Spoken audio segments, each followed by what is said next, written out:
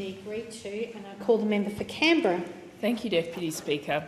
And I'm very proud to rise in favour of a motion that speaks to a turning point when it comes to how we view women's health, and I acknowledge the significant milestone that it represents for women and girls across Australia.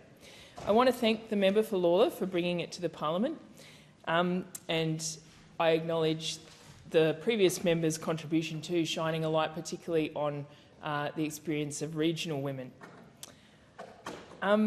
For far too long, women's health has not been taken seriously, and too many women and young girls have had their serious pain and suffering dismissed. Too many women have been left unsupported when they needed it most. And for too many women, they have fallen through the gaps in our healthcare system, waiting years for diagnosis and care.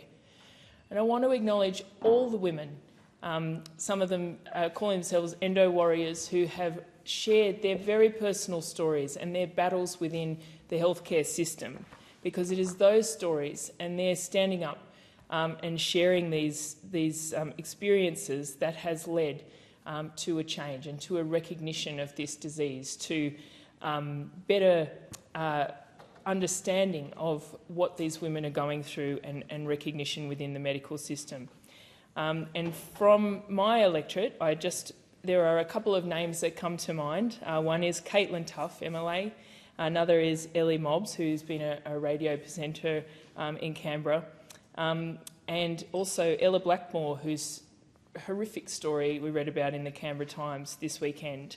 But there are so many more. There are so many women who have just experienced a shocking years of their pain being dismissed, and I want to acknowledge that today and what it meant for them to share those stories and what that has now meant in terms of policy and changes in medicine. I also want to acknowledge my predecessor, the former member for Canberra, Gai Brotman, who used her role in Parliament to do a lot to shine a light on this and worked really tirelessly to highlight endometriosis. The Labor government is recognising these gaps, and we're doing the work to actively address them. We've said we would open endometriosis and pelvic pain clinics across the country, and we originally promised 22, but we've now delivered 33, including one here in the electorate of Canberra.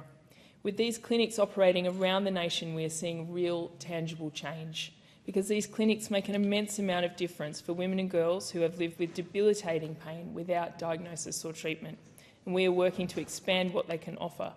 All 33 clinics are now being expanded to deliver menopause and pre-menopause care as well, and we will ensure that women are supported at every stage of life.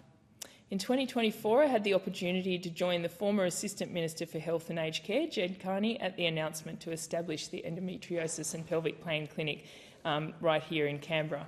And I want to acknowledge as well Assistant Minister Carney, for her long-standing commitment to improving women's health and all the work she had done in that space, first as a nurse and then as a union leader and then as her role in Parliament.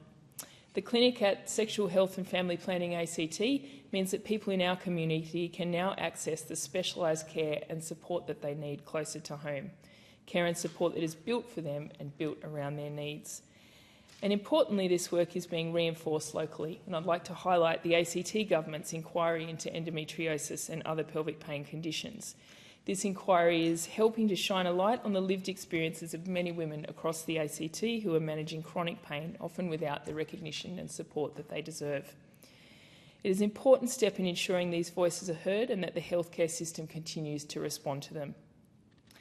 From a federal perspective, this only reinforces the importance of continued investment in women's health and the need to keep building a system that listens and delivers. And ultimately, this is what equity in healthcare looks like, because this work does not just stop at the clinics we've opened around the country. It is part of our government's broader landmark, almost $800 million investment through our women's health package.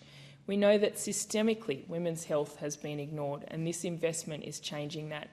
We've capped PBS scripts at $25, including new contraceptives and menopause therapies. And I'll just say this again, it had been 30 years since new contraceptive pills had been added to the PBS. I just find that extraordinary, and this is changing that.